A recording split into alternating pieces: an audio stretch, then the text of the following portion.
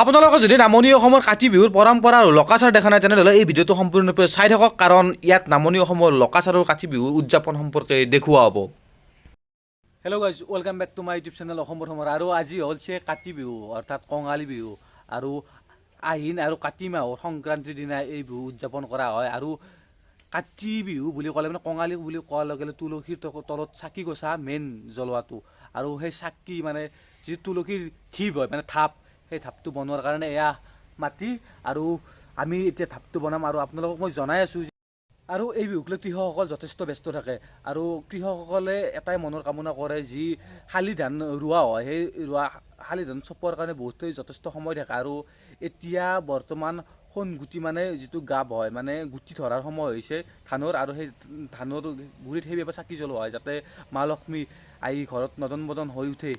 আৰু আজি কাতি বিহুৰ দিনা প্ৰতিটো অসমীয়া চহা অসমীয়াৰ পৰিয়ালৰ চোতালত তুলসীৰ তলত চাকি গছা জ্বলিব, লগতে আকাশ বন্তিৰ দ্বাৰাই সমগ্ৰ চৌহদটো পোহৰাই তুলিব। আৰু লগতে আগতে অসমীয়াৰ এটা পৰম্পৰা আছিল, মানে এতিয়াও আছে ঠায়ে ঠায়ে, যে ঔৰ খোলত চাকি জ্বলোৱা প্ৰথা। কিন্তু বৰ্তমানে যিহেতু গছো কম বা কম পোৱা যায়, সেইবাবে ঔৰ খোলত বেছিভাগে চাকি নজ্বলায়। তাৰ উপৰিও মাটি চাকিতে ব্যৱহাৰ কৰিব। লগতে এটা প্ৰথা আছে, যি তিনিডাল পাতাৰ কাই বুলি কয়, যিটো মৰাপাতৰ ঠাৰি আছে সেই তাত চাকি জ্বলোৱা এটা প্ৰথাও আছে।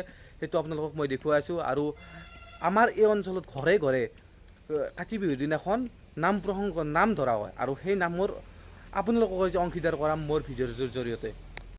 আৰু এয়া তুলসীৰ গছজোপা ৰুই দিয়া হ'ল, আৰু এইবোৰ ঠাইত ধুনীয়াকৈ মুচি খুচি চাফ চিকুণ কৰিব লাগিব। আৰু এয়া নতুন গছৰ নতুন তামোল, আৰু মই পাৰি আনিলোঁ এইমাত্ৰ।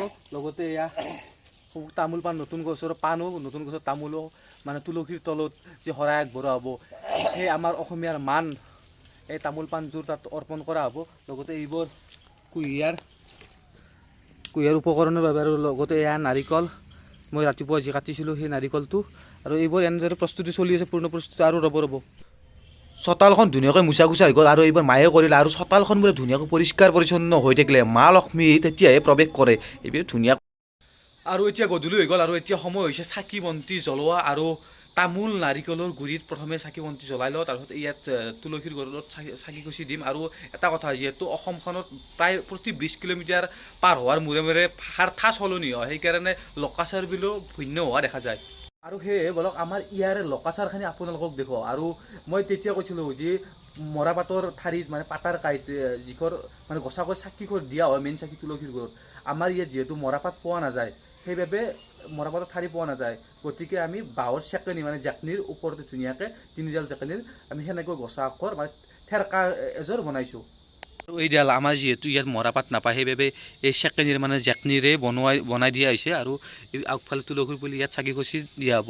আৰু ইয়াৰ প্ৰতিজোপা পাণ তামোলৰ গছতে আৰু এনেদৰে ধুনীয়াকৈ চাকি গছি জ্বলাই পৰিয়ালৰ মংগল কামনা কৰি, আৰু ভঁৰাল চহকী হোৱাৰ বাবে, আৰু পাণ তামোল সকলো বৃদ্ধি হোৱাৰ কাৰণে, আৰু ভগৱানৰ ওচৰত প্ৰাৰ্থনা জনোৱা হয়।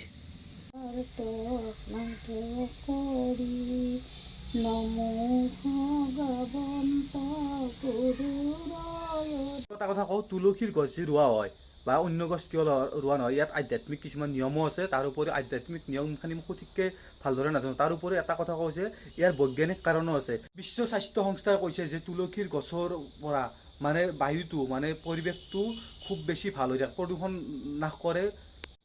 বিশ্ব স্বাস্থ্য সংস্থাই কৈছে যে তুলসীৰ গছে যথেষ্ট পৰিমাণৰ অক্সিজেন প্ৰদান কৰে। তুলসীৰ গছৰ বিভিন্ন উপকাৰিতাৰ ভিতৰত আমাৰ কাহ চৰ্দি হ'লে যে আমাক তুলসীৰ পাত খাবলৈ দিয়ে, বা তুলসীৰ পাতৰ ৰস যিটো ওলায়, সেই ৰসটো খালে আমাৰ কাহ চৰ্দি ভাল হয়, বহুতে জানে। আৰু সঁচাকৈ এইটো মই খাই পাইছোঁ বহুতখিনি, আৰু ভাল হয় এইটো। আৰু প্ৰতিটো পৰিয়ালৰ প্ৰতি ঘৰে ঘৰে নাম প্ৰসংগ কৰা হ'ব, যে তুলসীৰ গুৰে গুৰে মৃগ পহু চৰে, তাকে মাৰিবলৈ ৰামে যতন কৰে, এনেদৰে গীত গাই গাই প্ৰতিটো পৰিয়ালতে মানে প্ৰতি ঘৰ মানুহৰ চোতালত এনেদৰে নাম প্ৰসংগ কৰা হ'ব।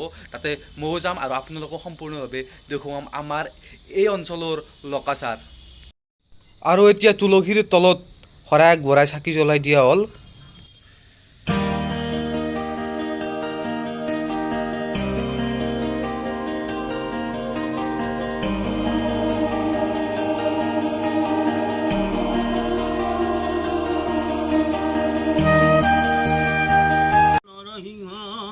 বামন পৰশুৰাম অহলে ৰাম বৰা শ্ৰীৰাম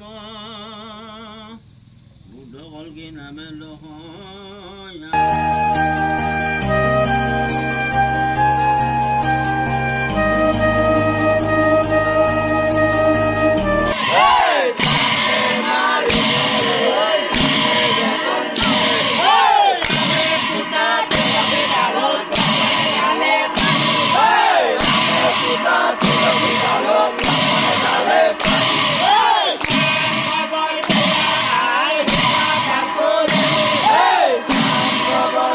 এনেদৰে প্ৰতিটো পৰিয়ালৰ চোতালত ঘৰে ঘৰে গৈ নাম প্ৰসংগ কৰা হয়।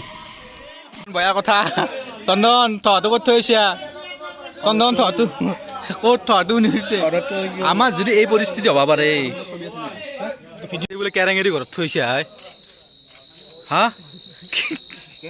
কেৰেঙেৰি ঘৰত থৈছা বোলে আজি দাম্পাল লৈ আহিছিল আমাৰ তাকে